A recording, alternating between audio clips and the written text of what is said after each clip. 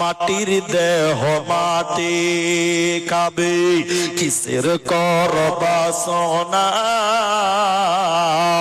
হায়রে এই দুনিয়ায় আশা মিটবে না।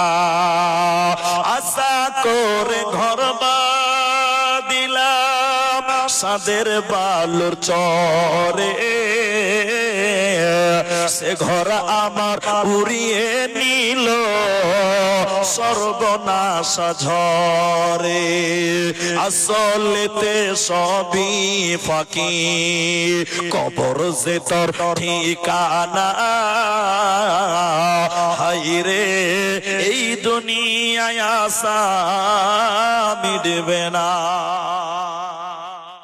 দুনিয়াতে অহংকার করেছিল পিঁপড়া সমান সমান করে তাদেরকে বানানো হবে, আর কিয়ামতের ময়দানের মাটিগুলো এত গরম এত গরম এত গরম, সূর্যের তাপে মাটিগুলো গরম তামার মতন হয়ে যাবে।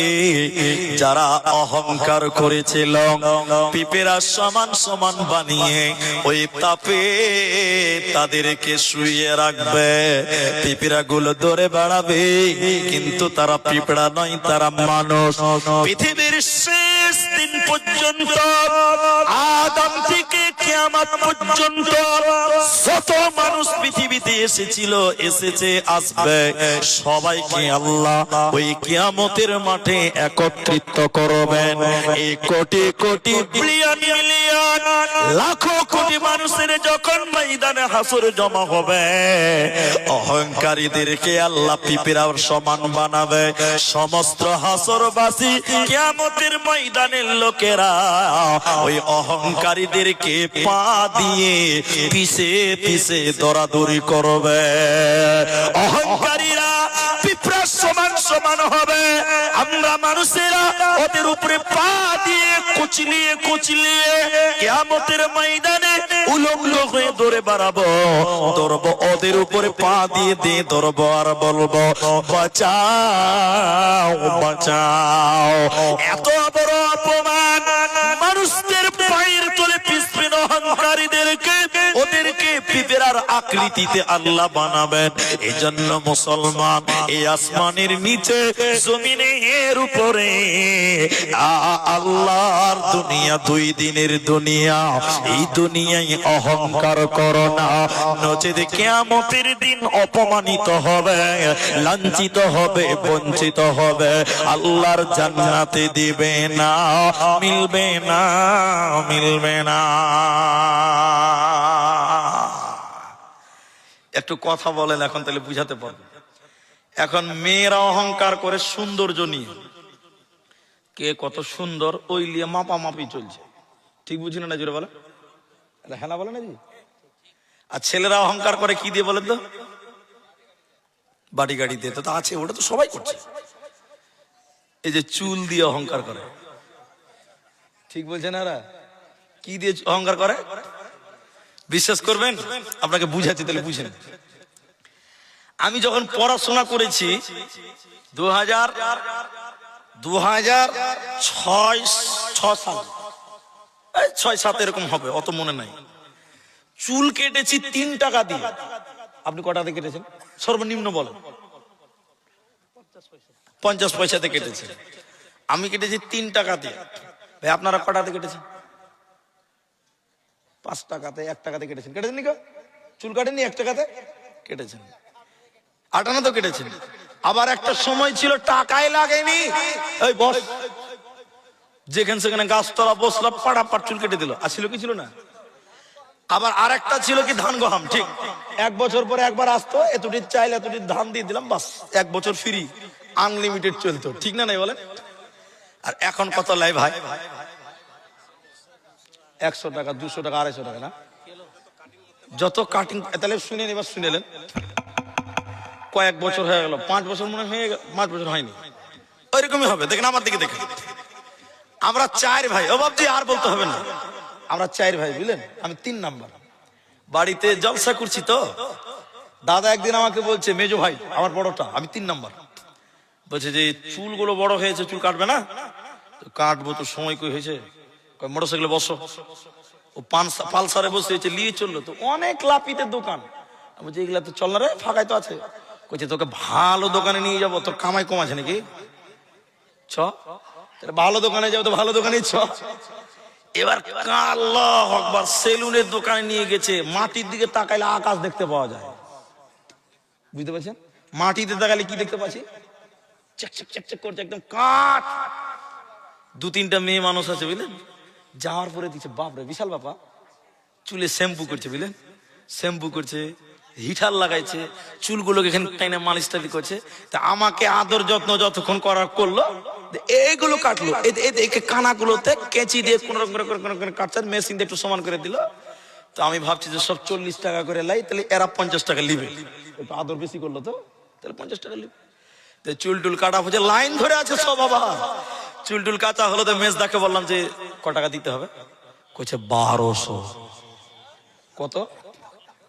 আমি বলছি নাউজুবিল্লাহ, 1 বছর চুল কাটা যাবে রে, 1200 তাও লাইন লেগে আছে। ঠিক বললাম না জুড়ে বলেন? ঈদের সময় তো সিরিয়াল পাওয়া যায় না, এরকম ব্যাপার ঠিক না নাই বলেন? কেন বলেন তো?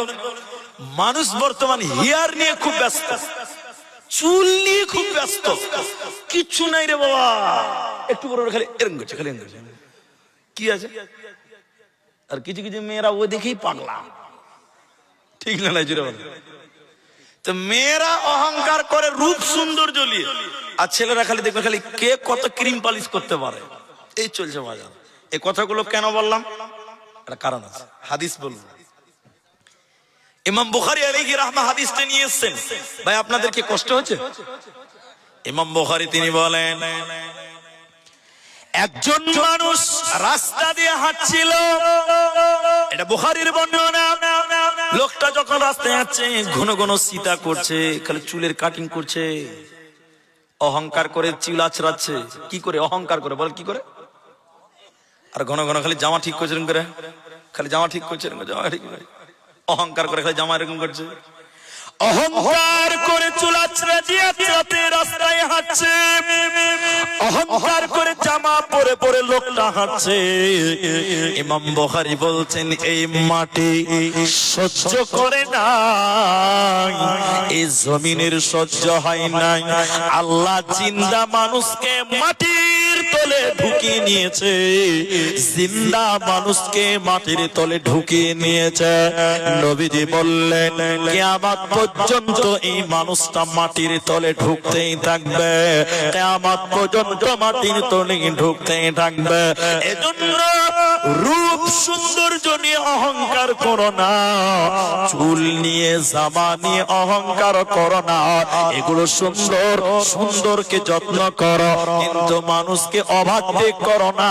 তোর যে আমার চুল অনেক ভালো, মানুষকে অপমান করার জন্য বারবার বলো না, বারবার দেখায় না। মানে এক কথায় অহংকার যদি জামা দিয়ে করেন, চুল দিয়ে করেন, আল্লাহ আপনাকে বরবাদ করবে। এই দুনিয়া অহংকার সহ্য করতে পারে না, পারে না। নমরুদের নাম শুনেছেন, ফেরাউনের নাম শুনেছেন, কিন্তু শুনেছেন ইতিহাসের পাতায় কারুন নামে একজন লোক এসেছিল। লোকটার নাম কারুন। এত বড় লোক, এত পয়সাওয়ালা, এত ক্ষমতা ছিল, সম্পত্তি ছিল, কারণ অহংকার করেছিল। কারণের ক্ষমতা কত? কারণের সিন্ধুকের চাবি বহন করার জন্য বেশ কয়েকজন কর্মচারী ছিল, শুধু সিন্ধুকের চাবি রাখার জন্য। এত মাল, এত ক্ষমতা, এত বড় লোক কারুনকে আল্লাহ বানিয়েছিল, কিন্তু কারুন দুনিয়াতে অহংকার করেছিল। আল্লাহ কারুনকে শুধু নয়, কারুনের মাল সামান সহ আল্লাহ এই মাটির তলে দাবিয়ে দিয়েছে।